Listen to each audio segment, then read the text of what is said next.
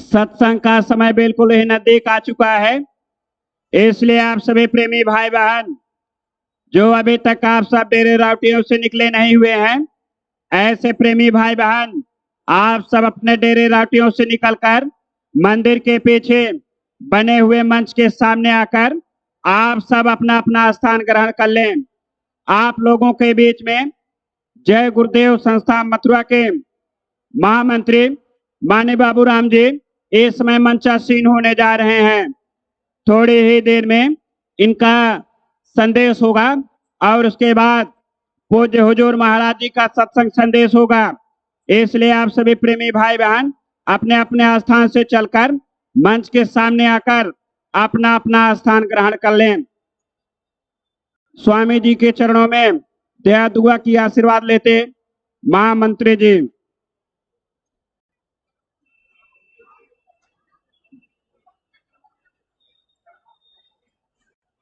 जय गुरुदेव, जय गुरुदेव।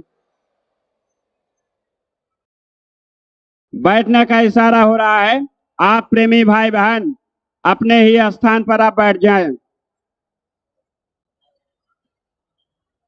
आप सब बैठ जाइए, जहां पर जगह मिले आप सब प्रेमी भाई बहन अपने अपने स्थान पर बैठ जाइए।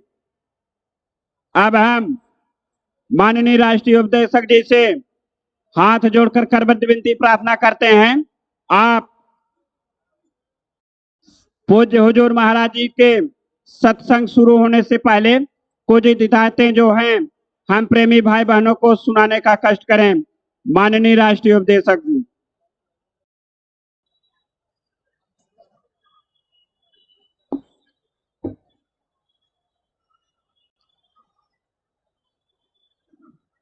जय गुरुदेव, जय गुरुदेव, जय गुरुदेव, जय गुरुदेव, जय गुरुदेव। नाम किसका? प्रभु का, प्रभु का पावन नाम। जय गुरुदेव, प्रभु का जागृत नाम। जय गुरुदेव।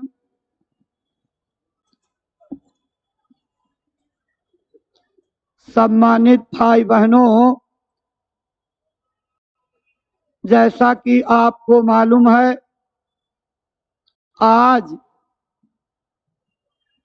पूज्यपाद दादा गुरुजी महाराज के 74वें पावन वार्षिक भंडारा महापर्व का मुख्य भंडारे का दिन है और आज प्रातःकालीन वेला में पूज्य महाराज जी का सत्संग संदेश सुनने को मिलेगा।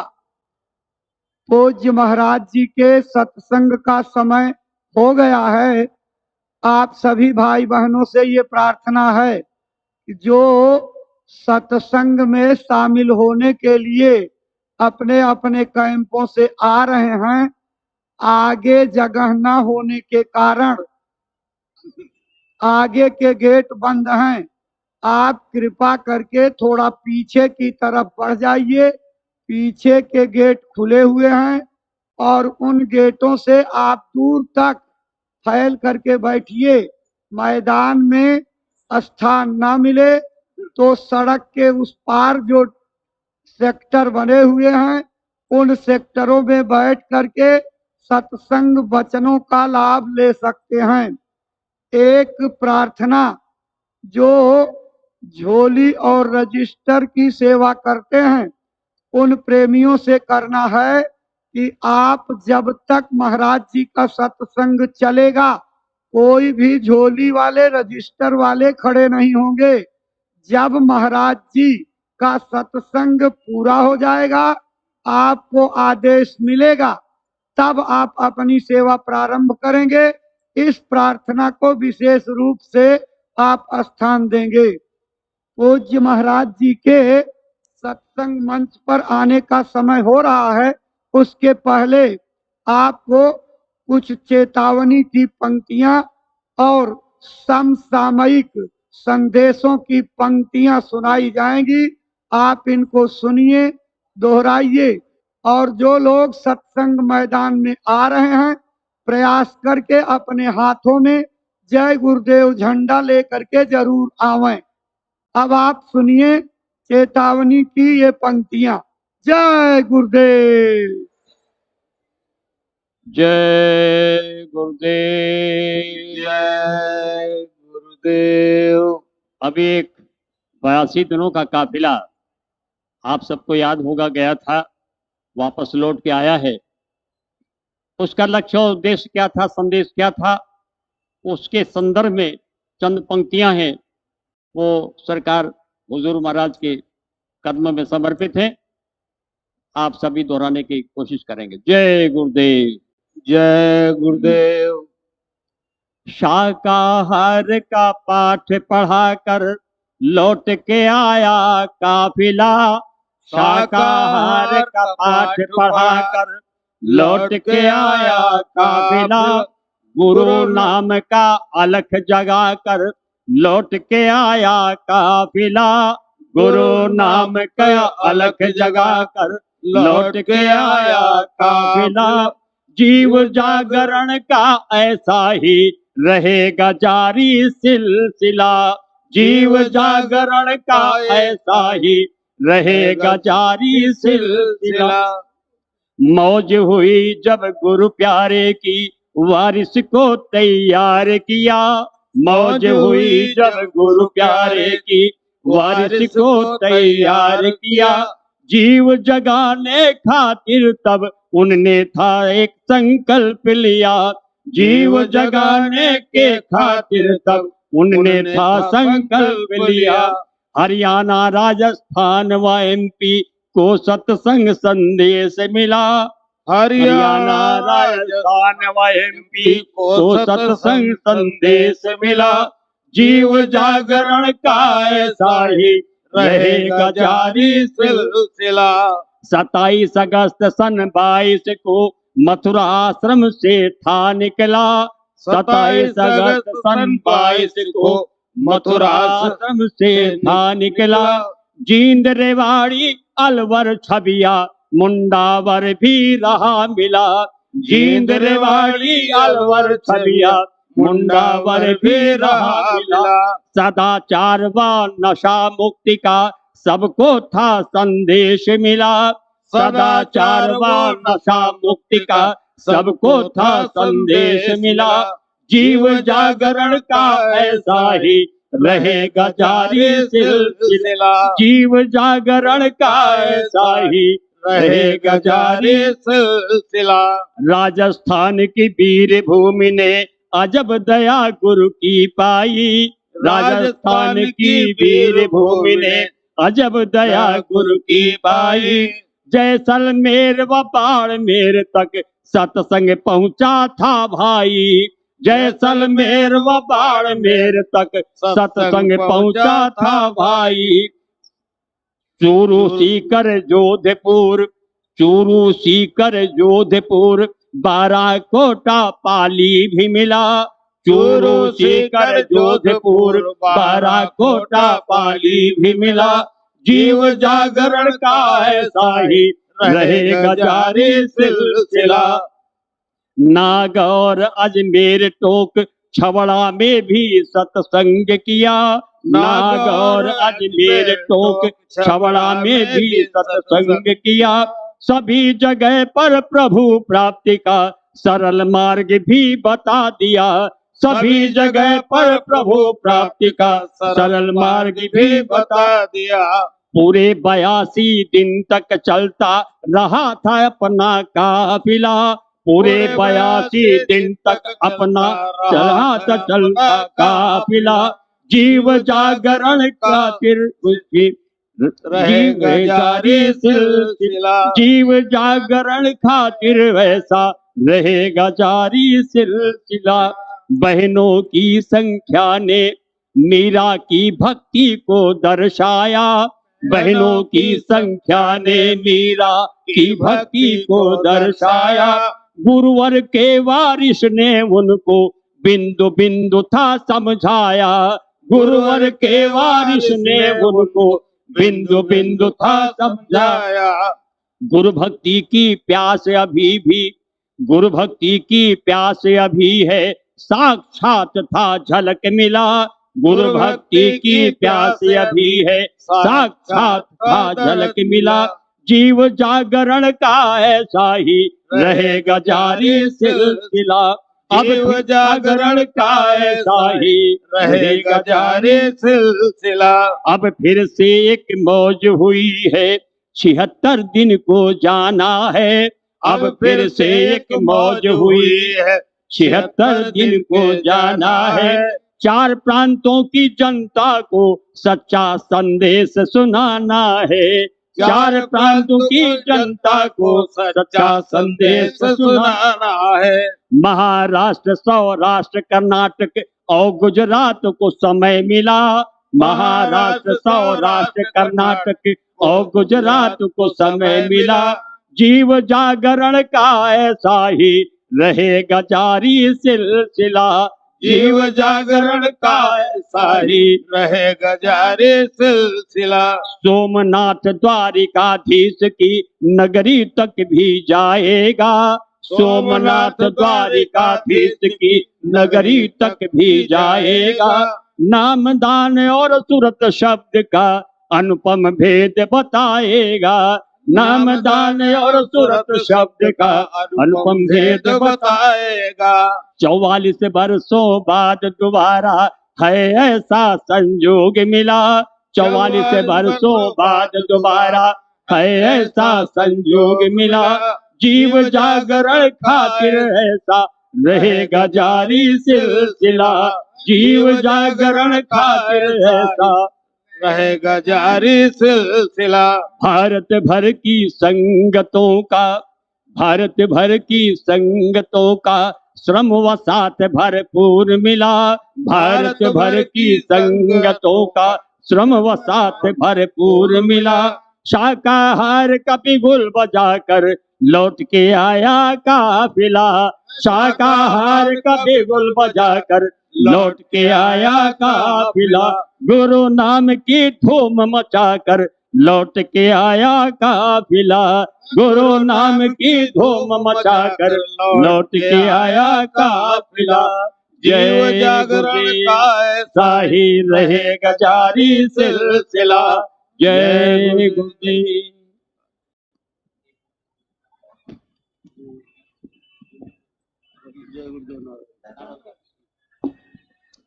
जय गुरुदेव। जय गुरुदेव। सम्मानित भाई बहनों, पूज्य महाराज जी ने अभी 82 दिवसीय ऐतिहासिक, अभूतपूर्व और देश की जनता को एक नया संदेश देते हुए जो भारी सफलता के साथ ऐतिहासिक काफिला संपन्न किया, उसके संबंध में आप चंद लाइनें सुन रहे थे।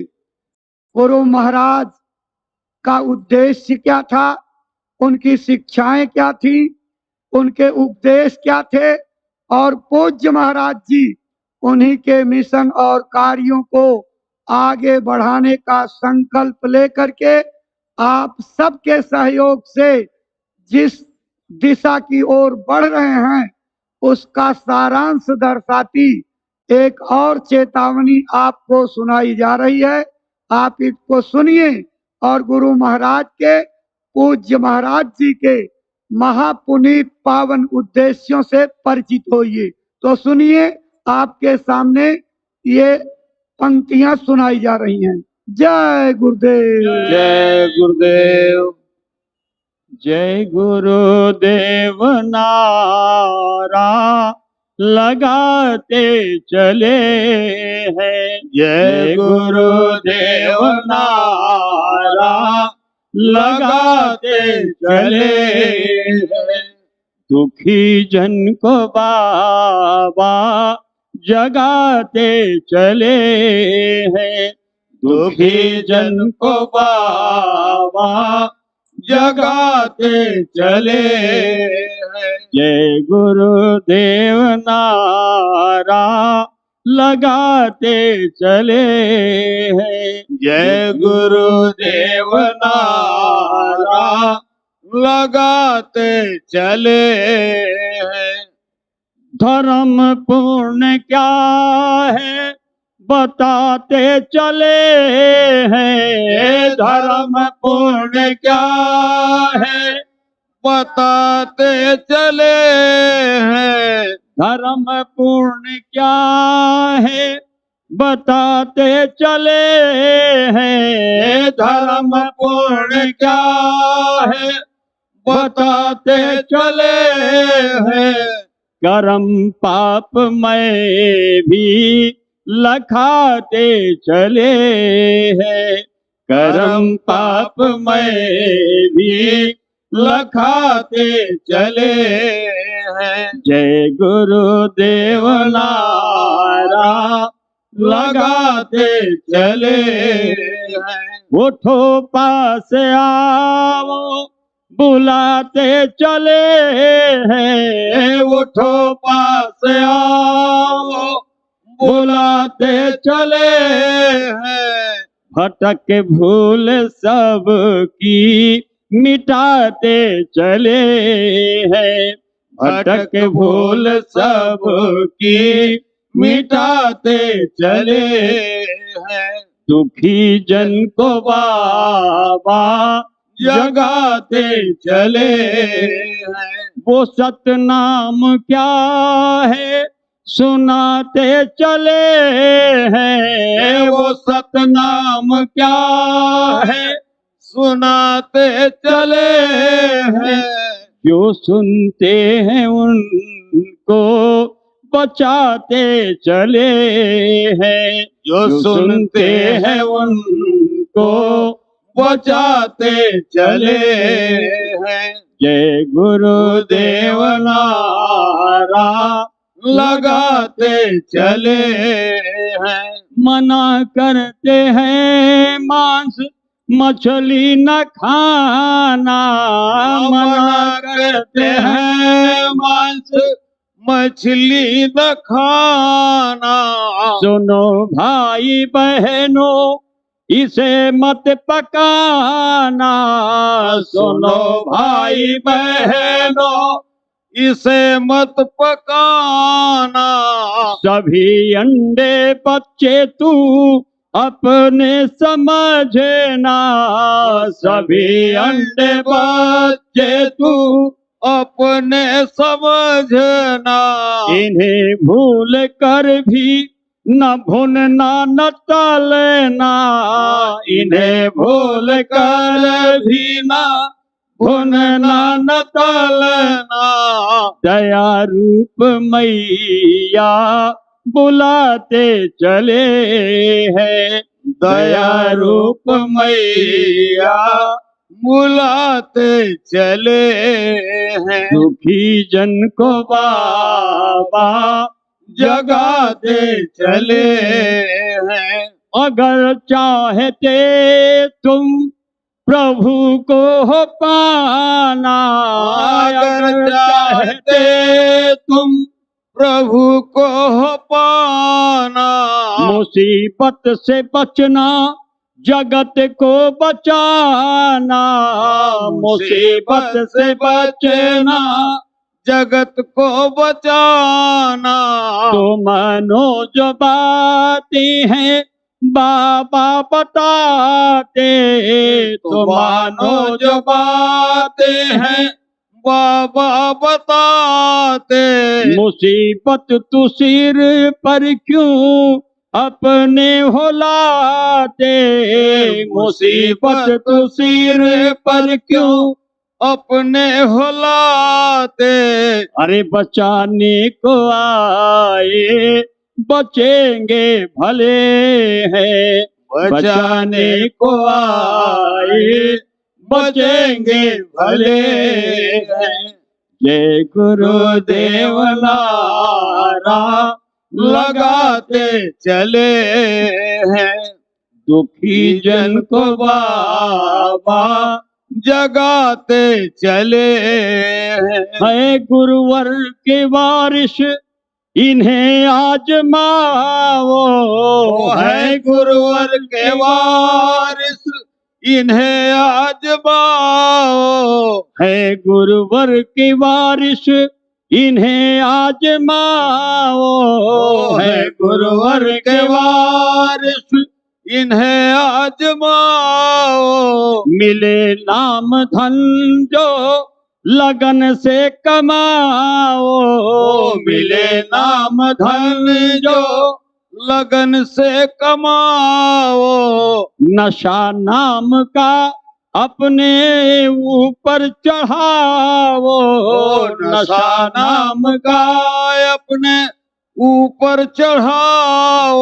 सिमट करके बाहर से भीतर को आओ, सिमट करके बाहर से भीतर को आओ। वही वो तुम्हारे लिए बस खड़े हैं, वही वो तुम्हारे लिए बस खड़े हैं। यही वो तुम्हारे लिए बस खड़े हैं, यही वो तुम्हारे लिए बस खड़े हैं।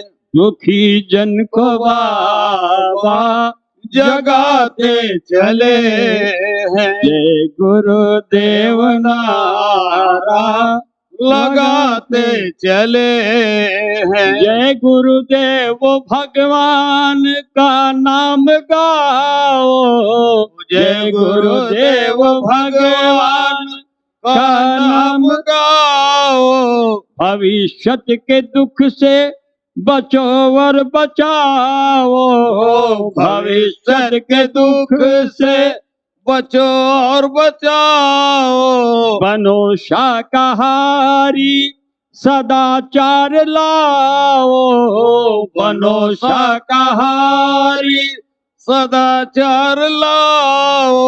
जन जन को सदाचार सेवा सिखाओ, जन जन को सदाचार सेवा सिखाओ। गुरु डूबते को सहारा मिले है, गुरु डूबते को सहारा मिले हैं। गुरु डूबते को किनारा मिले है, गुरु डूबते को किनारा मिले हैं।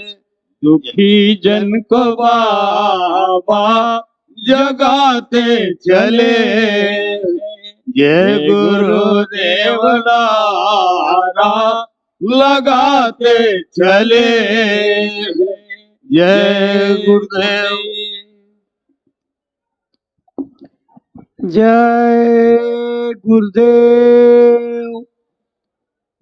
सम्मानित भाई बहनों, अभी आप प्रार्थना और चेतावनी की पंक्तियां सुन रहे थे।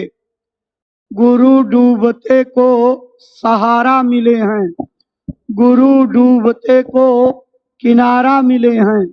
वास्तव में हमारे कर्म जनित जो विपत्तियों के पहाड़ टूटने वाले हैं, उनमें गुरु की दया कृपा ही हमारा सहारा बनेगी। आज पूज्यपाद दादा गुरुजी महाराज के इस पावन भंडारे में अगाध श्रद्धा का जो सागर उमड़ता हुआ दिखाई पड़ रहा है और सारी दुनिया इसको देख रही है, इससे ये सिद्ध होता है कि लोगों को शांति और सुकून की तलाश है और शांति के संदेश सुनने के लिए लोगों में व्यग्रता पैदा हो रही है।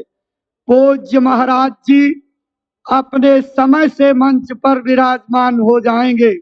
आपसे प्रार्थना है कि जब महाराज जी का आगमन सत्संग मंच पर होगा तो अपने स्थान पर खड़े होकर के पूज्य महाराज जी का श्रद्धा से आप सभी लोग स्वागत नमन वंदन करेंगे। वो आपका अभिवादन स्वीकार करेंगे और जब संकेत कर देंगे तो आप अपने स्थान पर बैठ जाइएगा और एक एक बातों को दत्त चित्त हो करके सुनिएगा और अपने जीवन में उतारने की कोशिश करिएगा। यह वो ऐतिहासिक संदेश है जो आध्यात्मिक और वैचारिक क्रांति को फलीभूत होने की दिशा में इस सारे मानव समाज को लेकर के जाएगा। और गुरु महाराज का संकल्प, उनका जो मिशन था, वो एक दिन सारे विश्व को अपने झंडे के तले ला करके खड़ा कर देगा। उसका संकेत साफ आज इस उमड़े हुए जन सैलाब को देखने से स्पष्ट दिखाई पड़ रहा है। पूज्य महाराज जी का आगमन सत्संग मंच पर होने जा रहा है।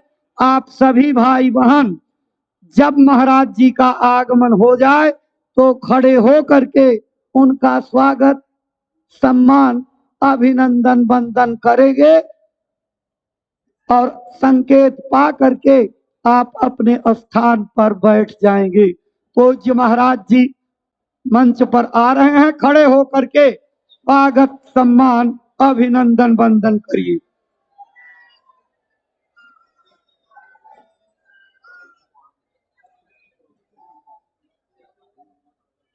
माला दो माला। अपने गुरु महाराज के श्री चरणों में श्रद्धा सुमन अर्पित करके दया कृपा और संभाल की प्रार्थना करते पूज्य महाराज जी।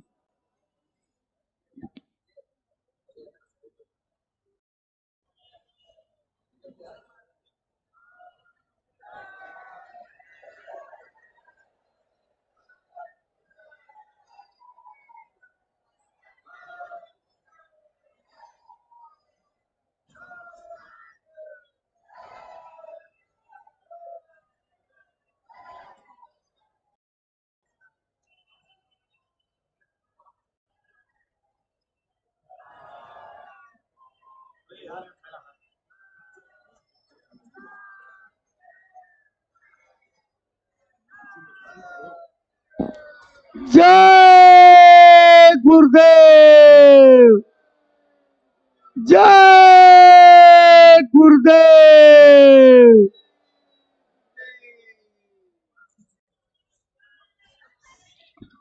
अब आपको बैठने का संकेत पूज्य महाराज जी ने कर दिया है। आप अपने स्थान पर बैठ जाइए। सभी लोग अपने स्थान पर बैठ जाइए। सम्मानित भाई बहनों, अपने गुरु महाराज के गुरुजी पूज्यपाद दादा गुरुजी महाराज का ये महापुनीत पावन पर्व है। उनके वार्षिक भंडारा महापर्व के अवसर पर दया दुआ बरकत और आशीर्वाद पाने की इच्छा लेकर के आप सभी प्रेमी भाई बहन गुरु महाराज के दरबार में उपस्थित हैं। आज ऐतिहासिक दिन है। दया कृपा पाने का महापुनीत अवसर है। इस अवसर पर संकल्प बना करके पूज्य महाराज जी हम लोगों के बीच में विराजमान हो चुके हैं। आपके पावन चरण कमलों में श्रद्धा से आदर पूर्वक ये प्रार्थना करते हैं कि गुरु महाराज का वो संदेश जो जनता की भलाई और आत्म कल्याण का है, देश और दुनिया को उसको सुख और संपन्नता की ओर ले जाने का है, अपनी अमर वाणी से प्रेमी भाई बहनों को सुनाने समझाने की कृपा करें, ताकि आपकी अमर वाणी से प्रेरणा प्राप्त करके भाई बहन अपने मानव जीवन की बीतती जा रही अनमोल सांसों का उपयोग करके अपना मानव तन सफल, सार्थक और कामयाब बना सकें। परम श्रद्धेय पूज्य महाराज जी।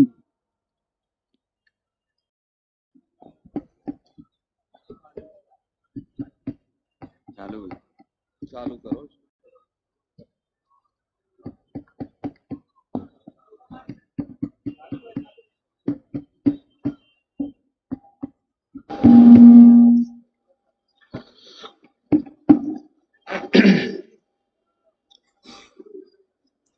आप सभी लोग प्रेम के साथ में मालिक के पावन नाम का उच्चारण करेंगे। बोलो जय गुरुदेव।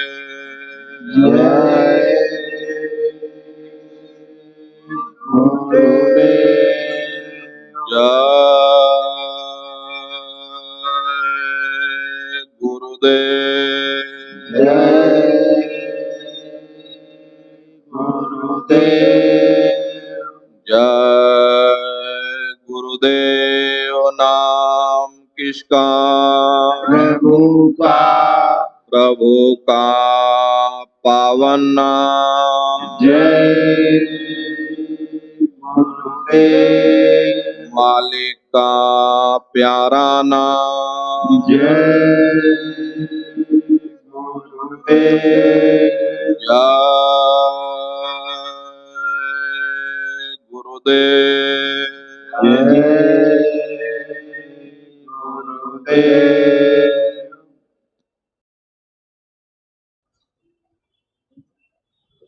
सर्वत्र विराजमान शब्द स्वरूप परम पूज्य स्वामी जी महाराज के श्री चरणों में कोटि कोटि नमन प्रणाम करते हुए पूज्य दादा गुरु महाराज के इस पावन पुनीत भंडारे के कार्यक्रम में देश के कोने कोने से पधारे हुए सभी सत्संगी धर्म प्रेमी भाई बहनों को सादर जय गुरुदेव। जय गुरुदेव। प्रेमी भाई बहनों, हम आप परम सौभाग्यशाली हैं कि हम सभी प्रेमी भाई बहन पूज्य दादा गुरु महाराज के पावन भंडारे में दया दुआ बरकत पाने के लिए अपने दरबार में उपस्थित हुए हैं। प्रेमी भाई बहनों, ये गुरु महाराज की दया कृपा है कि आज हम सभी प्रेमी भाई बहन यहाँ पर एक जगह पर एकत्रित होकर के गुरु महाराज को, पूज्य दादा गुरु महाराज को याद कर रहे, उनकी वचन वाणियों को याद कर रहे। जो भी वचन वाणियां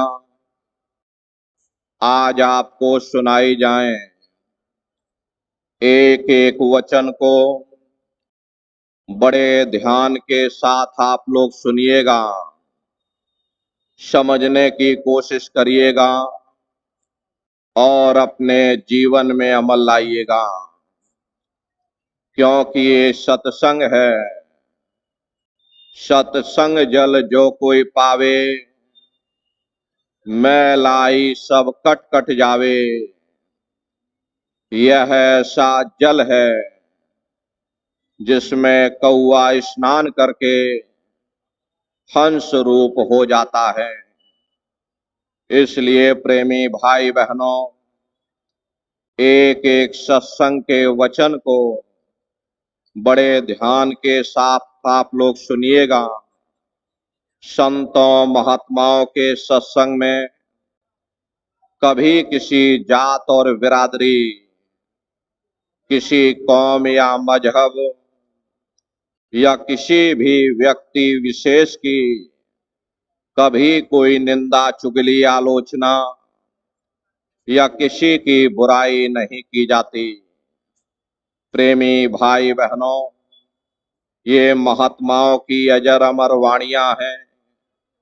यदि आपने ध्यान से सुन लिया तो निश्चय ही आपको अपने मानव जीवन के उद्देश्यों के बारे में पता चलेगा कि आखिर मनुष्य शरीर में हम लोग क्यों आए, क्या इसका उद्देश्य है, हमको मनुष्य शरीर किस लिए मिला, कैसे हमारी जीवात्मा इस मनुष्य रूपी शरीर में आकर के कैद हो गई, हम कहाँ के रहने वाले थे, हमको कैसे अपने घर वापस पहुंचना है, कैसे हम सभी लोग कर्मों के जंजाल में बंधते चले गए, कैसे हमारी जीवात्मा का कल्याण होगा।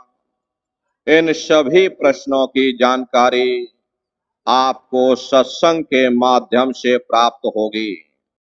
इसलिए प्रेमी भाई बहनों, आप लोग धैर्य के साथ बैठिएगा, एक एक वचन को बड़े ध्यान के साथ आप लोग सुनिएगा और अपने जीवन में अमल लाइएगा। सत्संग की शुरुआत करने से पहले सभी प्रेमी भाई बहन मालिक को याद करते हुए एक प्रार्थना करेंगे। प्रेमी भाई बहनों, सभी लोग मालिक के पावन नाम का उच्चारण करेंगे। बोलो जय गुरुदेव।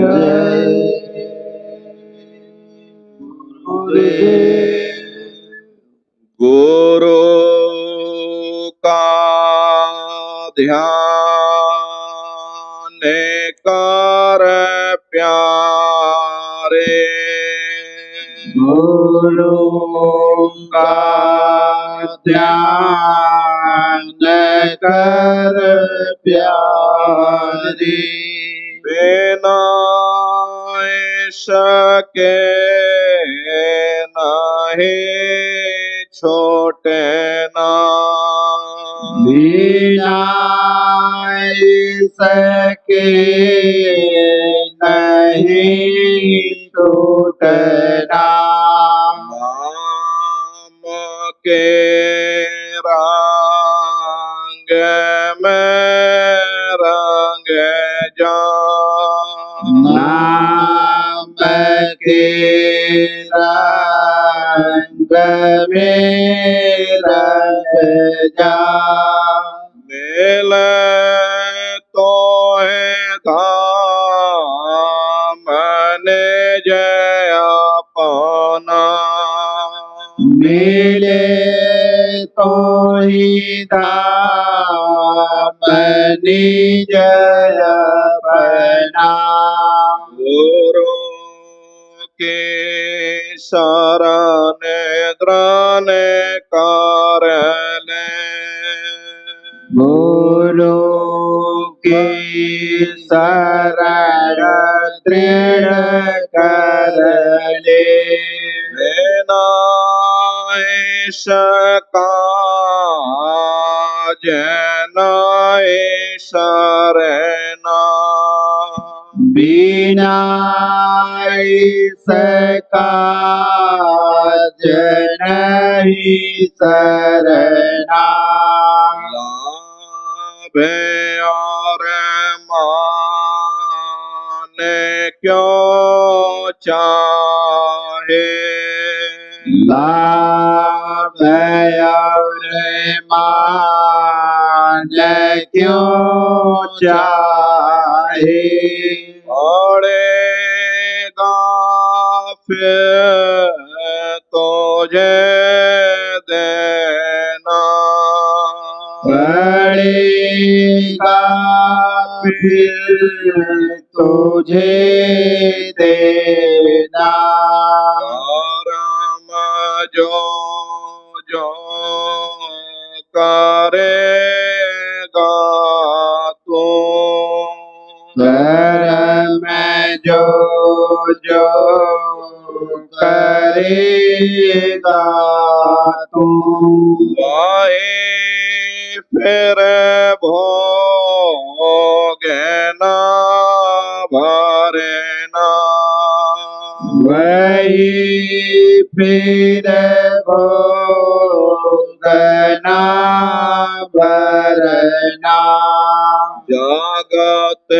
के जाल से जो त्यों जगत के जाल से ज्यों त्यों आटो मरदाने गे करना हटो मरदान की करना जिन्होंने मारे मन डाला जिन्होंने मार मन डाला उन्हीं को सूर माँ कहना उन्हीं को सूरमा करना बड़ा बैरी मन घाट में बड़ा बैरी है मन घट में से काजेतना कठिना इसी का जीतना कठिना तुम सही के पीछे बड़ो तुम सही के पीछे और सवाही जतन ताजना और सब ही जतन तजना और जब जाए मन तो जैसे और जब जाए मन तुझसे आड़ा दे सोते को गगना चढ़ा दे सूरत को गगना और सब काम जग जोठा और सब काम जग झूठा आगे दे सही को गहना त्याग दे सही को गहना से प्रीत कर पहले गुरु से प्रीत कर पहले और घाट शब्द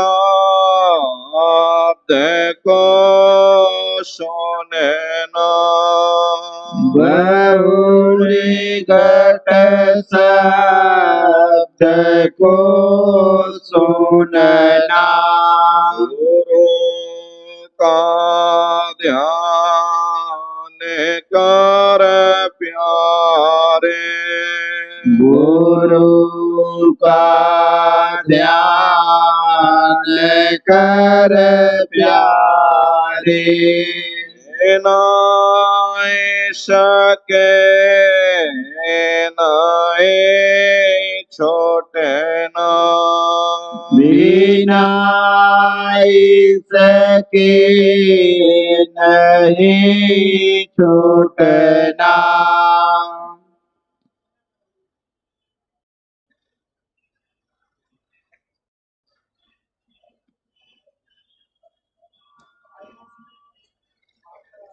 प्रेमी भाई बहनों, जिस परमात्मा ने इस दुनिया की रचना की, जो हमारा दाता है, हमारी देखभाल करने वाला, आखिर वह है कहां पर? हम सभी जीवों को सदैव सदैव यह विचार करते रहना चाहिए कि आखिर वह परमात्मा कहां पर है और कैसे उस परमात्मा को हम लोग प्राप्त कर सकते हैं। महात्मा प्रेम से समझाते हैं कि भाई परमात्मा कहीं बाहर नहीं, वह तुम्हारी देह है, तुम्हारे वजूद के अंदर विराजमान है। अगर कोई प्रयोगशाला है जिसके अंदर जा करके हम उस परमात्मा को प्राप्त कर सकते, तो वह केवल हमारी देह है, हमारा वजूद है। बाहर से आज तक ना कभी किसी को परमात्मा मिला, ना भविष्य में कभी मिल सकता। इसीलिए संतों महात्माओं ने इस पंच भौतिक शरीर को नर नारायणी देह कह करके याद किया। यह वह देह है जिसमें नारायण स्वयं विराजमान है और इसके अंदर जो हमारी जीवात्मा बैठी हुई है, इसे भी नारायण होने का फक्र प्राप्त होता। हरि मंदिर यह शरीर है, ज्ञान रतन प्रकट होए। हम हरि मंदिर किसे कहते? जहां हरि रहता हो, जहां हरि वास करता हो, क्योंकि वह हमारे शरीर के अंदर विराजमान है। इसीलिए संतों महात्माओं ने इस पंच भौतिक शरीर को सच्चा हरि मंदिर कह करके याद किया। प्रेमी भाई बहनों, हमारा ये जो रूहानी सफर है, इस सफर की दो मंजिलें हैं।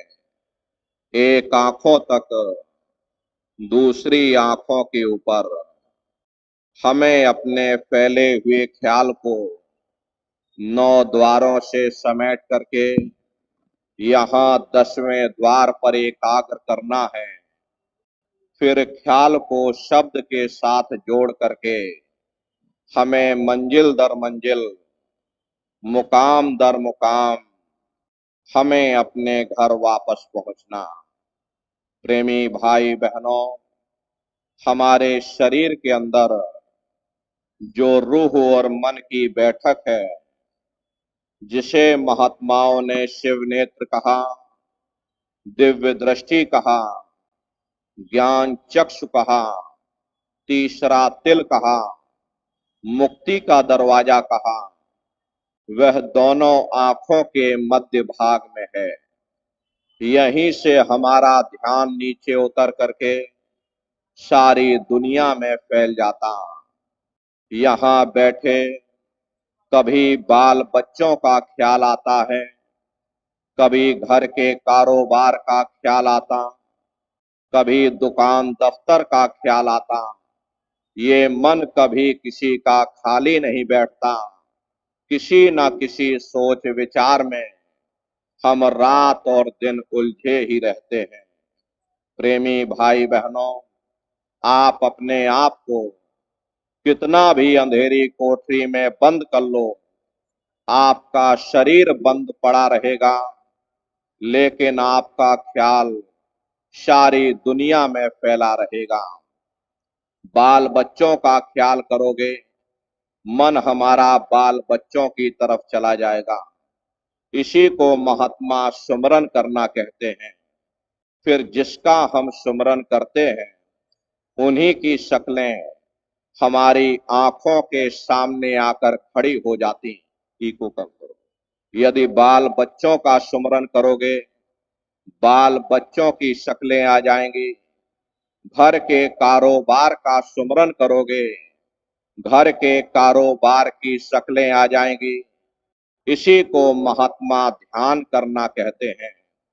जिसका हम सुमरन करते हैं, उसी का हम ध्यान भी करते हैं, और जिसका सुमरन ध्यान करते हैं, उन्हीं के साथ हमारा मोह और प्यार पैदा हो जाता।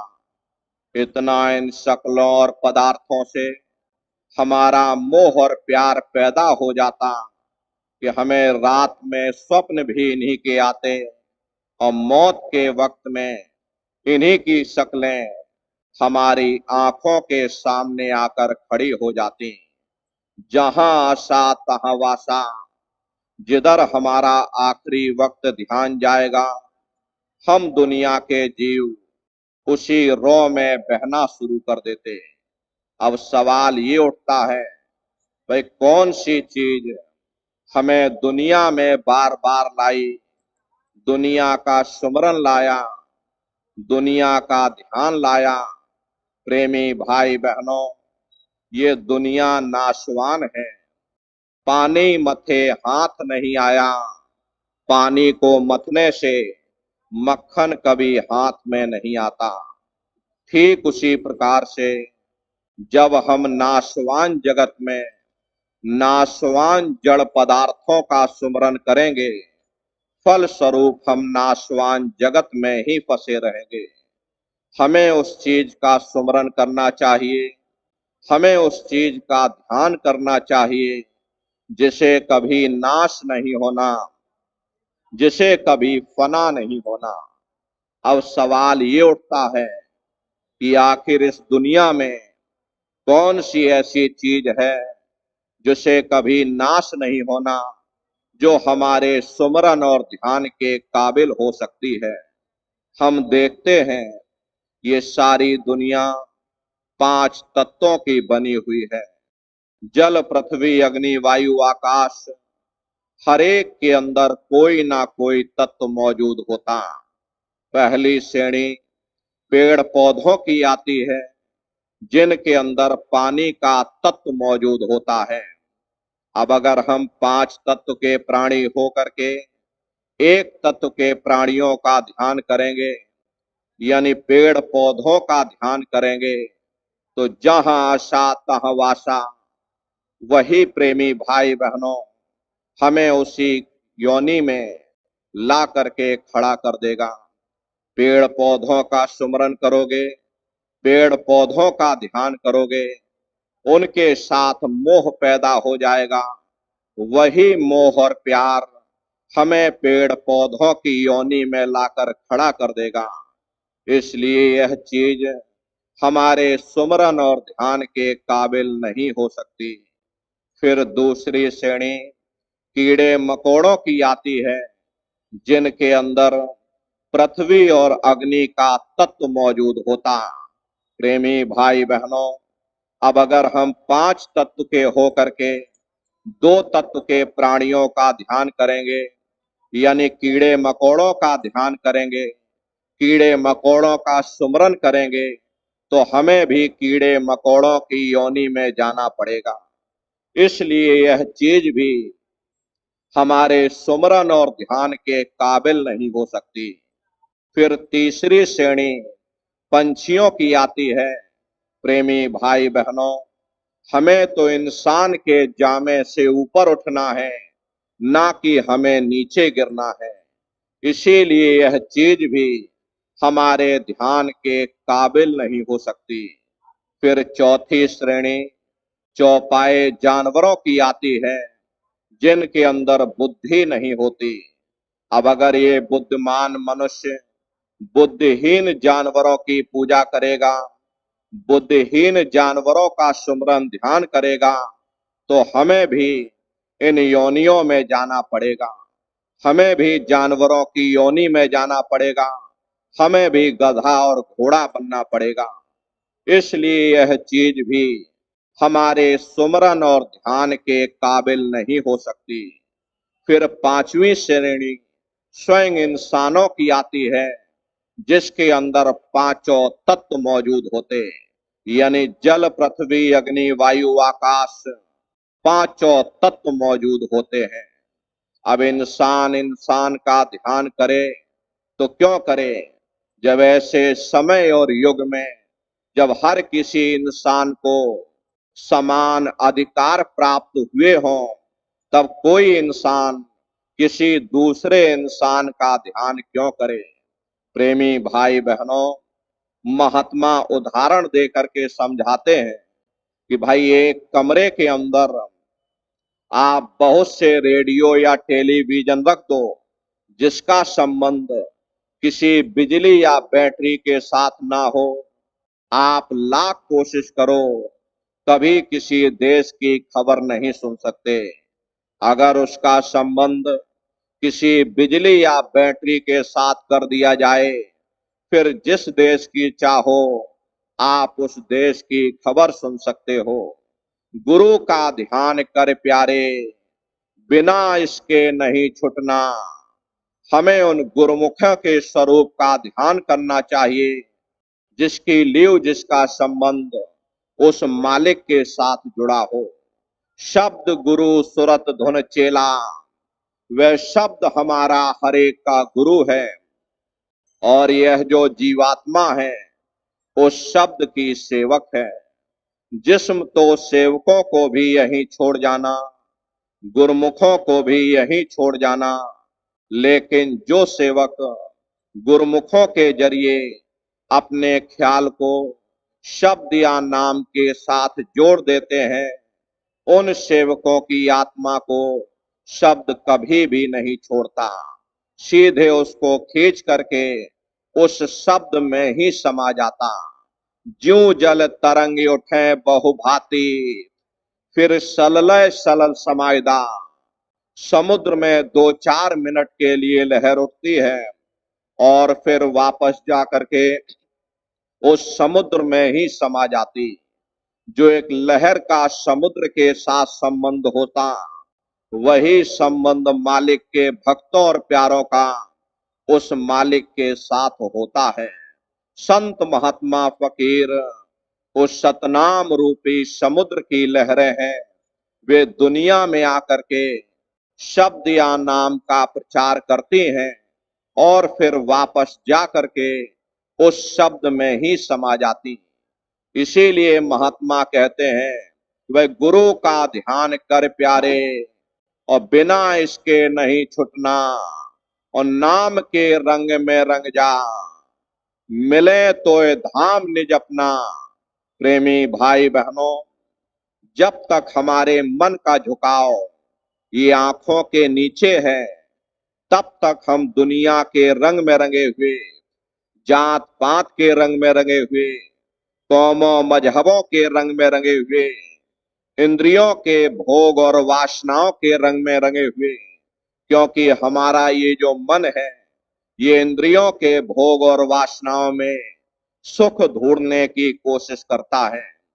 जैसे कुत्ता सूखी हड्डी को चबाता और जब उसके मुख से खून निकलता है, तब वह यही सोचता है कि शायद ये खून इस हड्डी में से निकल रहा।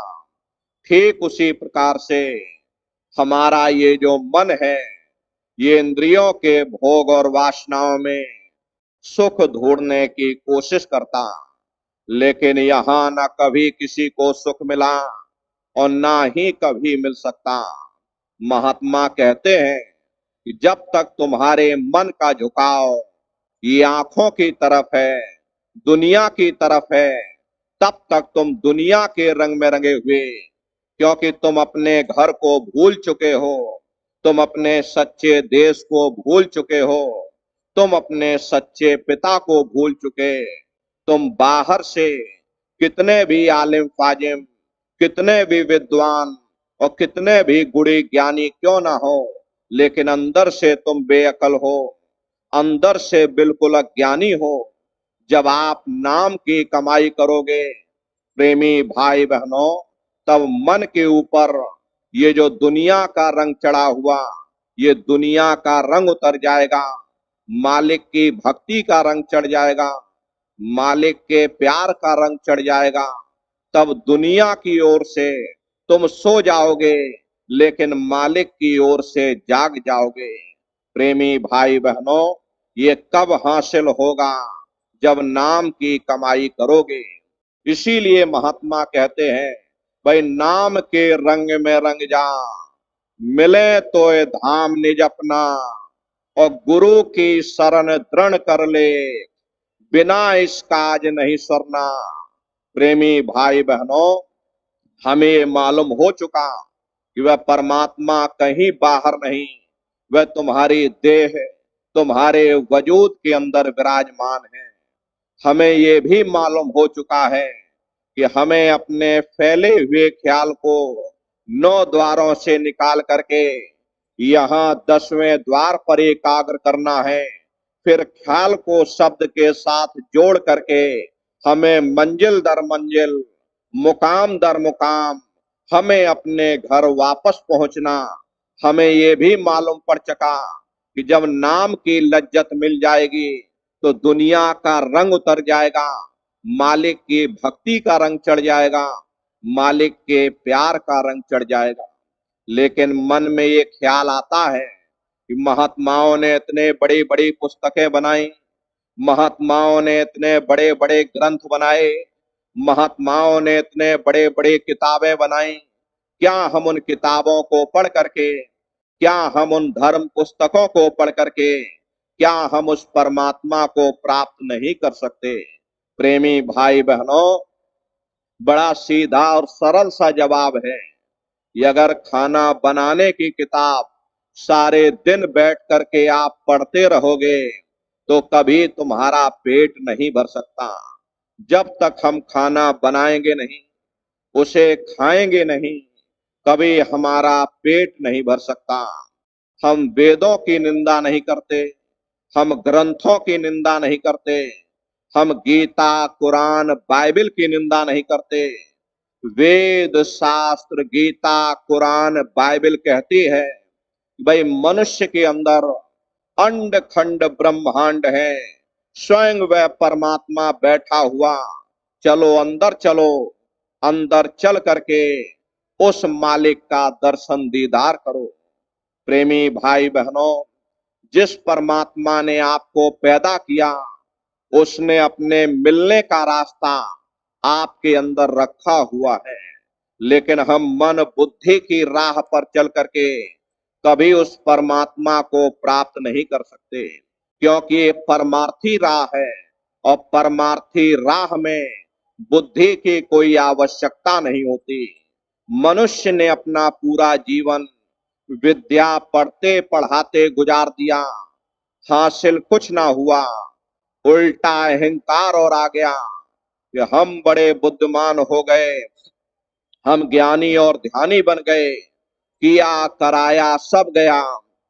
जब आया अहंकार, इसीलिए महात्मा प्रेम से समझाते हैं, भाई अगर तुम मालिक को पाना चाहते हो, इस भव सागर से पार होना चाहते हो, तो गुरुमुखों की शरण में आ जाओ, उनकी संगत और सोहबत करो, उन पर भरोसा और विश्वास करो। हरे सतगुरु पर करो भरोसा, फिर करो ना कुछ अफसोसा।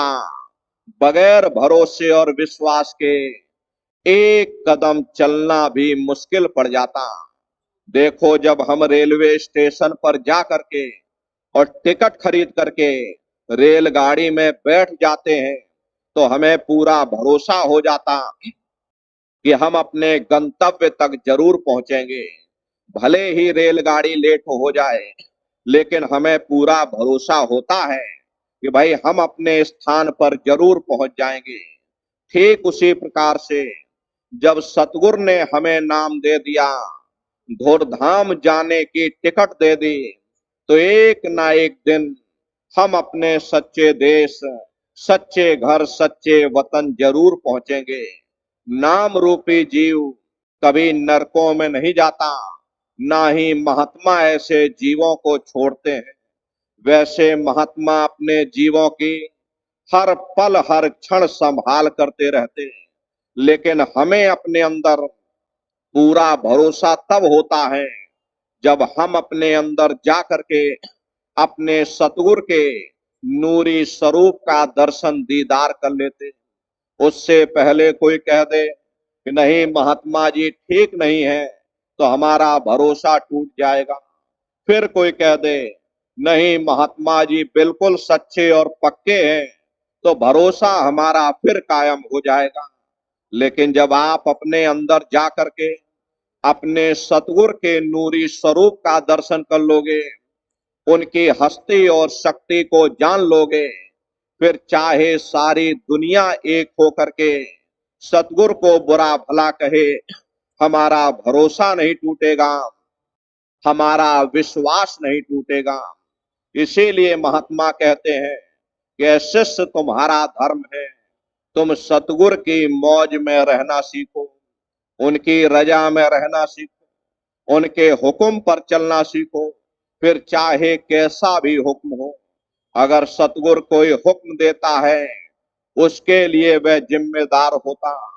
संत महात्मा फकीर कभी किसी को नाजायज हुक्म नहीं देते। देखिए गुरु नानक देव जी महाराज ने मुर्दा खाने का हुक्म दिया। एक गुरु अंगद देव जी निकले, जिन्होंने ये कहा कि हुजूर मैं सिर की तरफ से खाऊं या पैर की तरफ से खाऊं। हालांकि वो हलवा था, उन्हें तो परीक्षा लेनी थी, लेकिन परीक्षा के समय में देखो एक ही चेला निकला, बाकी सब चेले चपाटे भाग गए। कहने का मतलब ये है कि मुर्शिद का जो भी हुक्म होता है, तालिब के लिए वही हदीस होता, वही वेद होता, वही कुरान होता। इसीलिए महात्मा कहते हैं भाई अगर तुम मालिक को पाना चाहते हो, इस भव सागर से पार होना चाहते हो, तो संतों महात्माओं की शरण में जाओ। प्रेमी भाई बहनों, हम एक मैला कपड़ा लेकर के रंग चढ़ाने वाले के पास जाते, वह सबसे पहले क्या करता, वह उस मैले कपड़े को साबुन और सोडे के साथ अच्छी तरह से धो देता। फिर उसके पास में प्रेमी भाई बहनों रंग से भरी हुई मटकी होती है, वह उस कपड़े को मटकी में डुबा देता, जिससे उसके अंदर बड़ा खूबसूरत रंग चढ़ जाता।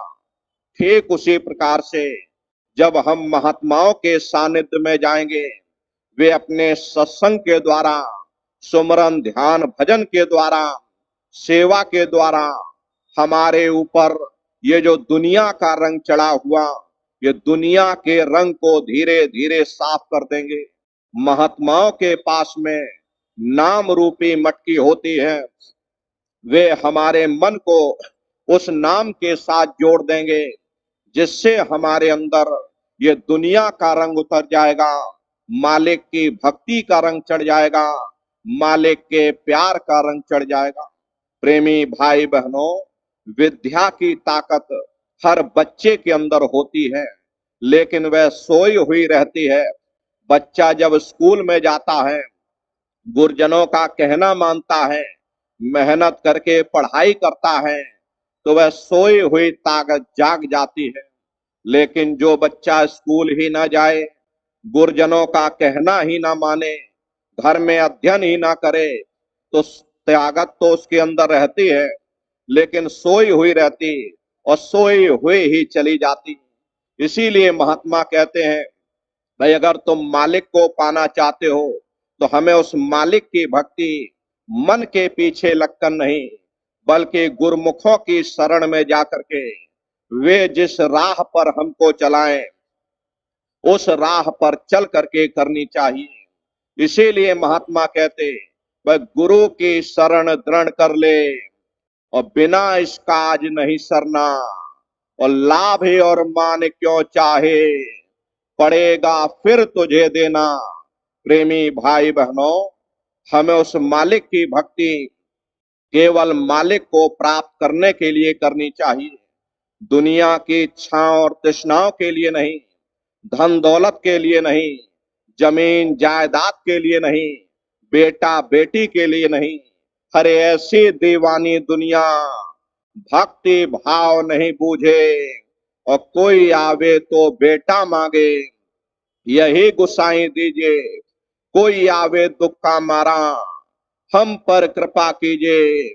कोई आवे तो दौलत मांगे, भेंट रुपया लीजिए।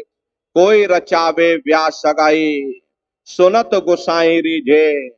और सांचे का कोई ग्राहक नाही, झूठ है जगत पतिजे। और कहे कबीर सुनो भाई साधो, अंधों को क्या कीजिए। रविया वसरी मुसलमानों के अंदर बड़ी मशहूर महात्मा हुआ करती थी। वे अपने कलाम में लिखती हैं कि हे परमात्मा, ये जो तूने दोजख या नरक बनाए, अगर मेरा वश चले मैं इनमें आग लगा दूं। हे परमात्मा, ये जो तूने स्वर्ग या बहिष्ट बनाए, अगर मेरा वश चले मैं इनको समुद्र में डुबा दूं, ताकि ये दुनिया के लोग ना तो तेरे नरकों के भय से तेरी भक्ति करें, ना कोई स्वर्ग की आशा रख करके तेरी भक्ति करे। जो मालिक के प्यारे होते हैं वे केवल उस मालिक को प्राप्त करने के लिए उस मालिक की भक्ति करते। अरे दिल का हुजरा साफ कर, जाना के आने के लिए, और ध्यान गैरों का हटा, उसको बिठाने के लिए। एक दिल लाखों तमन्ना, उस पर भी भारी हविष्य, फिर ठिकाना है कहाँ, उसको बिठाने के लिए। हम सभी लोग ये चाहते हैं कि वो परमात्मा हमारे अंदर, हमारे हृदय में आकर के बैठ जाए, परंतु हम कभी ये नहीं सोचते हैं कि उस परमात्मा को बैठाना कहाँ है। अरे जिस हृदय के अंदर हम उस मालिक को बैठाना चाहते हैं, वह हृदय तो पहले से ही दुनियादारी में फंसा हुआ। प्रेमी भाई बहनों, मन तो एक ही है, चाहे तुम दुनियादारी में लगा लो और चाहे तुम मालिक की भक्ति में लगा लो। इसीलिए महात्मा समझाने की कोशिश करते, भाई हमें उस मालिक की भक्ति केवल मालिक को प्राप्त करने के लिए करनी चाहिए, दुनिया की इच्छाओं तृष्णाओं के लिए नहीं, मान सम्मान के लिए नहीं, लोगों से माथा टिकवाने के लिए नहीं। अरे बगुला भगत बनने से कोई लाभ नहीं होता। शायद कुछ लोगों को हम धोखा दे सकें, लेकिन वह परमात्मा जो तुम्हारे अंदर बैठा हुआ, उसे कभी धोखा नहीं देते। प्रेमी भाई बहनों, उस मालिक को हम आप कभी धोखा नहीं दे सकते। इसीलिए महात्मा कहते हैं कि मालिक की भक्ति केवल मालिक से मिलने के लिए करो, और अपनी भक्ति को अपने अंदर हजम करना सीखो।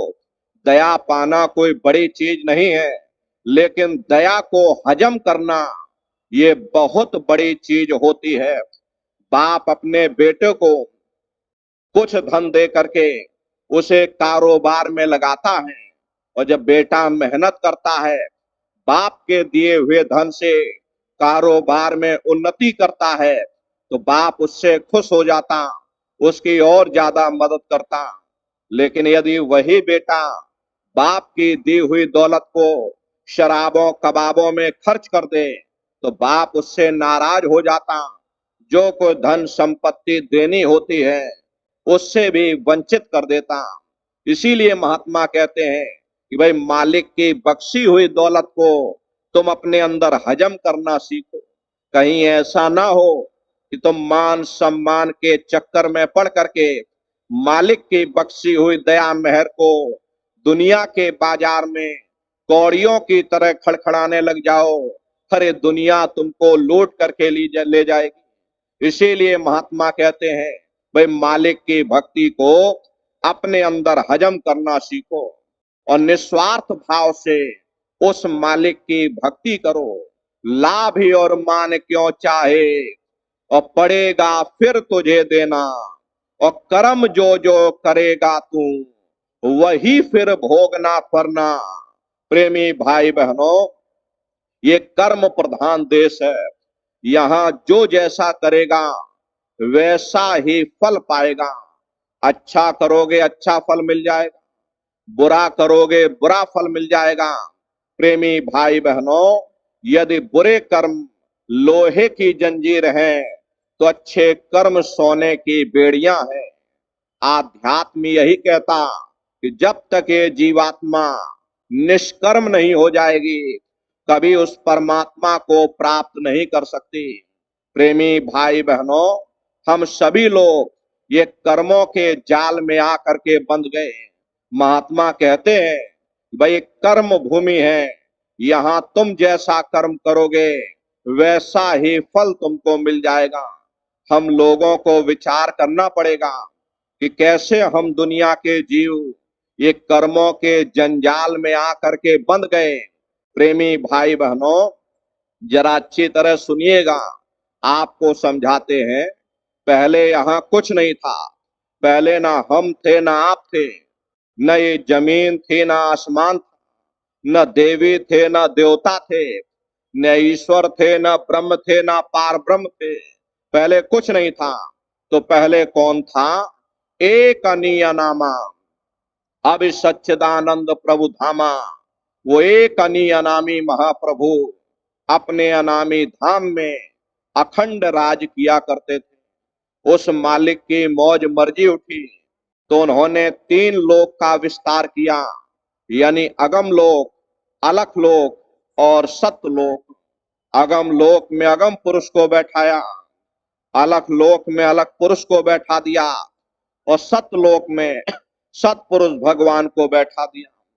काफी समय जब बीत गया तब रचना का विस्तार सतपुरुष भगवान ने किया। उन्होंने अपनी आवाज पर अनंतों अनंत ब्रह्मांडों की रचना की और अपने 16 पुत्रों को नीचे उतार दिया। निरंजन भगवान, जिनको दुनिया ईश्वर कहती है, सतपुरुष भगवान के सबसे छोटे पुत्र हैं। इन 16 पुत्रों ने नीचे आकर के घन घोर तपस्या की और अपने पिता को प्रसन्न करके सतलोक के समान राज मांग लिया। राज चेतन पर किया जाता, जड़ पर नहीं किया जाता। इसीलिए इनको रूहों का यानी जीवात्माओं का छोटा सा भंडार दे दिया गया।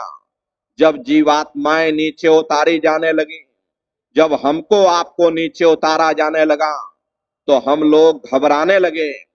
उस समय सतपुरुष भगवान ने आदेश किया कि तुम जाओ, जाकर नीचे आराम से रहो और जब समय पूरा होगा तब तुम वापस चले आना। सतपुरुष के आदेश पर ये रूह है, ये जीवात्माएं यानी कि हम और आप नीचे आने को तैयार हो गए। सबसे पहले 4 प्रकार के कपड़े, कारण, सूक्ष्म, लिंग और स्थूल, ये 4 प्रकार के कपड़े पहना करके शब्द को पकड़ा करके मंडल बाई मंडल, परत दर परत इसी जीवात्मा को यानी हमको आपको नीचे उतारते चले गए और इसी मृत लोक में दोनों आंखों के मध्य भाग में बैठा दिया गया। जब हम लोग ऊपर से नीचे आ गए उस समय पर सतयुग का समय था। सतयुग योगी सब विज्ञानी करे हर ध्यान तरह भव प्राणी। उस समय सब ज्ञानी और विज्ञानी थे, सबकी आंख कान खुली हुई थी, रोज मालिक का दर्शन करते, रोज आते रोज जाते और जब समय पूरा हो जाता ये जीवात्माएं अपने देश वापस चली जाती, फिर लौट करके कभी मृतलोक में नहीं आती। ऐसे न जाने कितनी जीवात्माएं खेपों की खेपें वापस निकलती चली गई।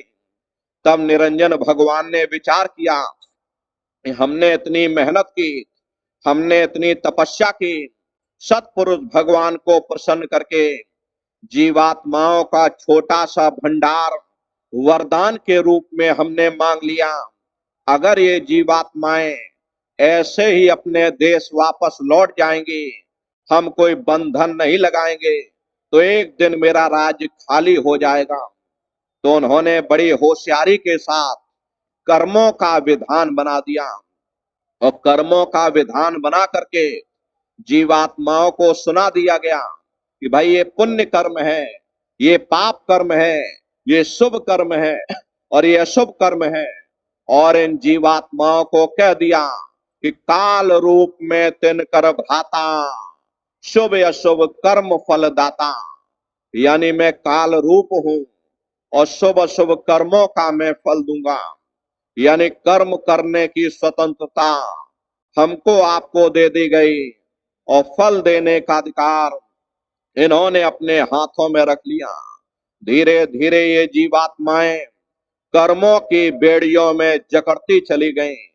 जिस नाम की डोरी को पकड़ करके ये जीवात्माएं ऊपर से नीचे आई थी, वो नाम की डोरी हाथ से छूट गई। तब से लेके आज तक न जाने कितने युग और कल्प बीत गए, हम लोग यहीं पर भटका खा रहे हैं। प्रेमी भाई बहनों, ये रूह सतनाम का अंश है, सत देश की रहने वाली है। लेकिन जब काल और माया के देश में आई तो काल और माया ने तन के पिंजरे में जीवात्माओं को कैद कर दिया।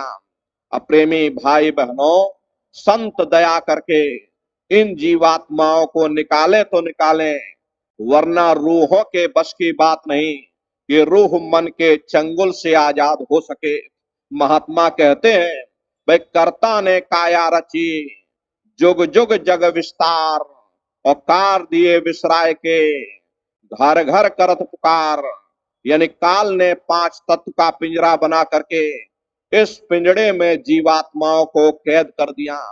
अब जीव अपने घर को भूल चुका, सच्चे देश को भूल चुका, सच्चे पिता को भूल चुका। युगों युगों से यह जीव अपने ही कर्मों के बंधन में बंद करके अलग अलग योनियों में बंदरों की तरह नाचता फिर रहा। कोई दाव नहीं मारक पारे और धर धर दे ही जन्म सिरावे। काल ने जीवों के निकलने के लिए कोई दाव, कोई रास्ता नहीं छोड़ा। प्रेमी भाई बहनों, ये कर्मों के जंजाल में आकर के जीवात्माएं इतनी जकड़ चुकी हैं। अब संत दया करके इन जीवात्माओं को कर्मों के बंधन से मुक्त करें तो करें, वरना रूहों के बस की बात नहीं है। ये रूह प्रेमी भाई बहनों अपने आप कर्मों के जंजाल से कभी अलग नहीं हो सकती। इसीलिए महात्मा कहते हैं, भाई जो कर्म तुमने किए हैं भजन ध्यान सुमरन के द्वारा उसकी माफी मिल सकती है, लेकिन कम से कम तुम आगे के लिए कोई बुरा खोटा कर्म मत करो। लेकिन हम लोग भूल जाते हैं, हम सोचते हमें कौन देगा, रात का अंधेरा है, चाहे जैसे कर्म करो। लेकिन हम लोग ये भूले बैठे हैं, भाई देखने वाला कहीं दूर नहीं है। अरे वो तो तुम्हारे अंदर बैठा हुआ, उसे न किसी जज की जरूरत है, न उसे किसी वकील की जरूरत है, न उसे कभी गवाह की जरूरत है, न उसे किसी सिफारिश की जरूरत है। जो कुछ वह अपनी आंखों से देखता है उसी के अनुसार हमको सजा देता। अच्छा कर्म करोगे अच्छा फल दे देगा, बुरा कर्म करोगे बुरा फल दे देगा। यदि बुरे कर्म करोगे तो नरकों 84 में चले जाओगे, मुक्ति नहीं मिलेगी। प्रेमी भाई बहनों, ये कर्मों का ऐसा विधान है, कर्मों से मुक्ति नहीं मिल सकती। आध्यात्म तो यही कहता है कि जब तक ये जीवात्मा निष्कर्म नहीं हो जाएगी, यानी पुण्य और पाप ये दोनों कर्म जब तक समाप्त नहीं हो जाएंगे, ये जीवात्मा परमात्मा को प्राप्त नहीं कर सकती। यदि बुरे कर्म किए तो बुरे कर्मों का भोग आपको मिल जाएगा, आप नरकों 84 में चले जाओगे। अच्छे कर्म करोगे तो अच्छे कर्मों का भोग आपको मिल जाएगा, आप राजा महाराजा बन जाओगे, कौमों मजहबों मुल्कों की हुकूमत हासिल कर लोगे, लोहे की जंजीरें उतर जाएंगी, सोने की बेड़ियां पड़ जाएंगी, हाथ से झाड़ू निकल जाएगी, हुकूमत की बागडोर मिल जाएगी। अरे ज्यादा से ज्यादा हम स्वर्ग बैकुंठ में चले जाएंगे। वो भी भोग योनियां हैं, एक निश्चित समय के लिए मिलती हैं। पुण्य कर्म समाप्त हो जाने के बाद में फिर हमको वहां से नीचे उतार दिया जाएगा, यानी स्वर्ग बैकुंठ से नीचे मृत लोक में उतार दिया जाएगा। और जब नीचे उतारा जाएगा तो किसी बड़े घर में जन्म मिल जाएगा, और बड़े घर में जन्म लेने के बाद कौन भला अच्छा कर्म करेगा, फिर बुरे खोटे कर्म किए तो फिर नरकों चौरासियों में चले गए। ऐसे ये आवागमन चलता रहता, लेकिन मुक्ति नहीं मिलती। बिना कर्म कोई काया नाही, जग बस रहा कर्म के माही। कोई शरीर बिना कर्म के नहीं है। ये सूरज चांद सितारे, ये जमीन और ये आसमान, जिनको हम आप अपनी जड़ आंखों से देख रहे, ये सब कर्मों के अधीन है। कर्म होती है तो काया बनती है, और काया होती है तो कर्म भी बन जाते हैं। ये एक दूसरे पर सवाश्रित हैं, एक के बगैर दूसरा हो ही नहीं सकता। जिस दिन से दुनिया बनी, ये कर्मों का अटल कानून चला रहा। युग बदलते रहते हैं, समय बदलता रहता, लेकिन ये कर्मों का कानून नहीं बदलता। कर्म भूत सब जग को लागा, या से बचे नहीं कोई जागा। कर्मों का ये भूत सारे संसार के जीवों को लगा हुआ। कर्मों के वशीभूत हो करके ये मनुष्य बार बार जन्म लेता और मरता है। इसीलिए महात्मा कहते हैं, भाई कर्म जो जो करेगा तू, वही फिर भोगना भरना। और जगत के जाल से ज्यों त्यों हटो मर्दानगी करना। प्रेमी भाई बहनों, हम दुनिया के जीव बुरी तरह से जगत के जाल में फंसे हुए। महात्मा कहते हैं, भाई जगत के जाल को, जगत के बंधन को थोड़ा ढीला कर दो। जब जगत के बंधन ढीले होंगे, तभी महात्माओं की तरफ, उस मालिक की तरफ हमारा ध्यान और ख्याल जाएगा। ये जगत के जाल है क्या? जो कुछ हम अपनी इन जड़ आंखों से देख रहे, ये रिश्ते नातेदार, ये कुटुंब परिवार वाले, ये जमीन जायदाद, ये सगे और संबंधी, जो कुछ हम अपनी जड़ आंखों से देख रहे, ये सभी जगत के जाल हैं। महात्मा कहते हैं, भाई जगत के जाल से, इन बंधनों से अपने आप को थोड़ा ढीला करो। हम लोग जगत के जाल में कैसे आकर के फंस जाते हैं, जरा अच्छी तरह सुनिएगा प्रेमी भाई बहनों। हम लोग जगत के बंधन में कैसे आकर के फंसते हैं। प्रेमी भाई बहनों, जब आप माँ के घर में उल्टे लटके थे, तो सिर आपका नीचे था, पैर आपके ऊपर थे। उस समय आपने परमात्मा से वादा किया कि हे परमात्मा, इस बार हमको मनुष्य शरीर दे दो, हम भजन करेंगे, भक्ति करेंगे, हम अपनी जीवात्मा का कल्याण करेंगे। तो परमात्मा ने तुम्हारी पुकार सुन ली, तुमको मनुष्य शरीर दे दिया। प्रेमी भाई बहनों, जब मनुष्य शरीर आपको दे दिया, माँ के गर्भ से जैसे ही आप बाहर निकले, तो माया का महीन बारीक पर्दा आपके ऊपर पड़ गया। वादे को आप भूल गए। प्रेमी भाई बहनों, मुख बोले ना सैन चलावे, काहू दुख अपना न जनावे। जैसे ही बच्चा माँ के गर्भ से बाहर निकलता, उस समय न मुख से बोल पाता है, न जवान से अपने दुख दर्द को बयान कर पाता। अब धूप में लिटा दो तो मांस का लोथड़ा धूप में पड़ा हुआ, छांव में लिटा दो तो छांव में पड़ा हुआ, गर्मी लगती सर्दी लगती, दुख में रोवे अति बिल्लावे, मात पिता बुद्धि काम नावे। जब बच्चे को तकलीफ होती है, बच्चा रोता है, और रोने और चिल्लाने के सिवाय उस बच्चे के पास कोई दूसरा हथियार नहीं। तो प्रेमी भाई बहनों, बच्चे को जब तकलीफ होती तो वो बच्चा रोता है, तो माँ बाप की बुद्धि काम नहीं करती कि भाई क्या हो गया, मेरा बच्चा क्यों रो रहा, कि क्या इसको तकलीफ है, कौन सी से पीड़ा है। सिर में दर्द होता है तो पैर दर्द की दवा दी जाती, और पैर में दर्द होता, सिर दर्द की दवा दी जाती। महात्मा कहते हैं, भाई दुख में रोवे अति बिल्लावे, और मात पिता बुद्धि काम ना आवे, माँ बाप की बुद्धि काम नहीं करती। मेरे बच्चे को कौन सी तकलीफ, महात्मा प्रेम से समझाते, यह भी दिन दुख गफलत में बीते, भय किशोर खेल मत लीता।